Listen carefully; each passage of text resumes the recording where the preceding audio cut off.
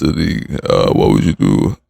Would you properly invest, maybe index or something like that, or low, volatility, or would you rather just gamble your money for some reason, illegal gambling when you're in the league for peanuts compared to your contract? You could take that Malik Beasley route, but yeah, other than that, let's just get straight into the video. The attorney's office is investigating Malik Beasley on allegations Very of gambling related to NBA games and prop bets. Damn, Pistons fans are like, no, you were amazing for us last year. Why would you do this? It's like a player choosing to go to a different team, except that different team is prison. But is this even legit? I mean, how sketchy is this Malik Beasley game film? You better believe that we know at least one game Bees is being investigated for. We have some spicy clips. But to be fair, Malik's lawyer says an investigation is not a charge. Malik is afforded the same right of the presumption of innocence as anyone else under the U.S. Constitution. And he's right. We don't know if Beasley did this, but people jumped on him quick. Why? Okay. Let's just say old Malik ain't exactly a Boy Scout. In 2020, for example, on the T-Wolves, he pled guilty to something called threats of violence and was sentenced to 4 months in jail. So what is threats of violence? Well, he pointed a gun at a car outside his house. Wow. Then when cops came, they found narcotics in his home. Like guns, once you get Brad, including stolen guns. Sounds like a solid dude. So of course he did this, but hold up. But let's actually check the tape. Now Malik has been on 5 teams in 4 years, which maybe speaks to his locker room presence. But in Minnesota, he signed a 4-year, $60 million contract. Why would a guy with that kind of money need to gamble? Why? Well, the gravy train ran out in LA in 2023.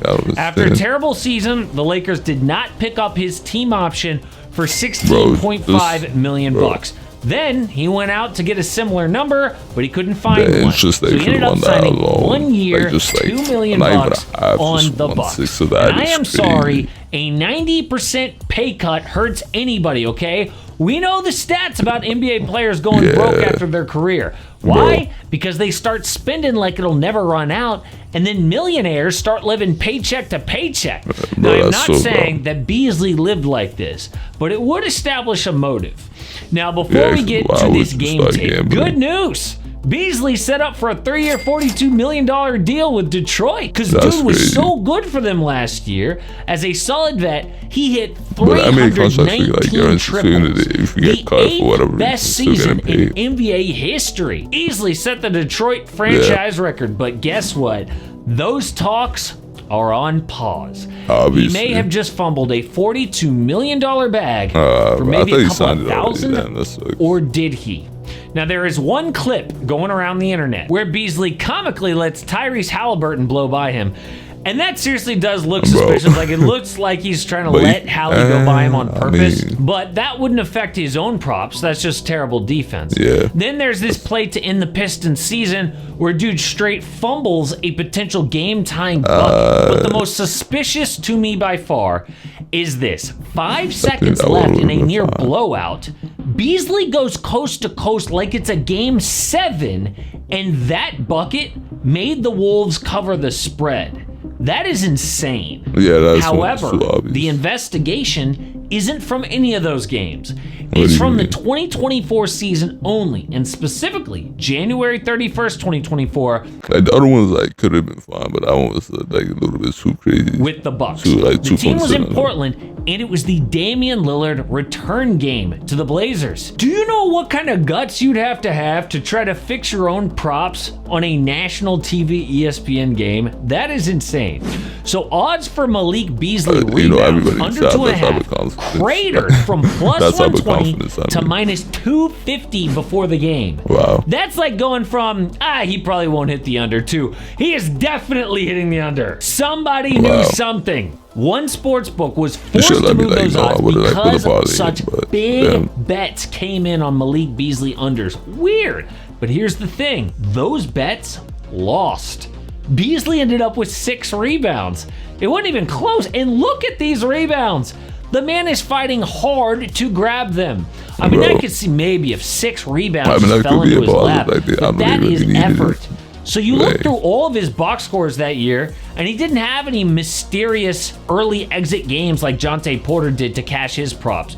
So what is going on? Honestly, unless authorities can give us more to go on, I just don't see a reason that this dude is guilty. And I'm not saying he's like a great dude. I mean, I don't even know him. But this is a huge allegation, one that gets you kicked out of the NBA for life. They need to give us something. I mean, the Jontay Porter game. And remember what Shams announced was a sports book said things look shady. So they told the FBI, and the FBI is investigating. That's it. But just because things look shady doesn't mean they are. For example, remember how Terry Rozier was being investigated? Remember that? Notice how we haven't heard anything about that? Yeah, because he was never charged, still to this day. And the NBA investigated Terry and cleared him of any wrongdoing. So technically, we have still only had one NBA gambling scandal. That was Jontay Porter. And how did they actually bust Jontay? Well, it started the same, right? A sportsbook noticed weird betting patterns, and in this case, it was DraftKings. A guy placed a Jontay Porter prop parlay to win big. See, that's the thing with props, right? They have such small limits that the most you could bet on is like $2,000, which wouldn't make sense for an NBA player to risk. But these same game parlays let one guy take Jontay points, rebounds, assists, and threes, and he made $85,000 on a single win. And they might have gotten away with it too. Instead, a few months later, the same two men walked into a DraftKings again and got real greedy. They heavily bet on Jontay Porter, and the slip they put in would have netted over $1 million. That's a lot, but what were they thinking? First of all, you already got away stealing $85,000 from these people. Jontay Porter props is suspicious enough, but then you go and do it again? So DraftKings did not pay them out, reported to the FBI, who investigated. They got the men's cell phones, and in a Telegram chat, they found Jontay Porter. Hit unders for the big numbers. I told...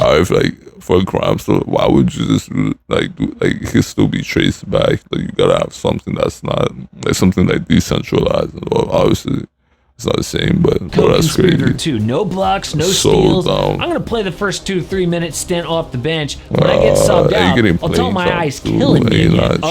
They caught Jontay red-handed. And sure enough, he told the Raptors his eye was hurting, and he subbed out, props cashed. So not only did the sportsbook notice weird betting activity, sent it to the FBI, but the FBI caught the bettors and then had electronic evidence that the NBA player was in on it. And it turns out Jontay was in deep debt to these shady bookies, and he was trying to pay them back with these tips.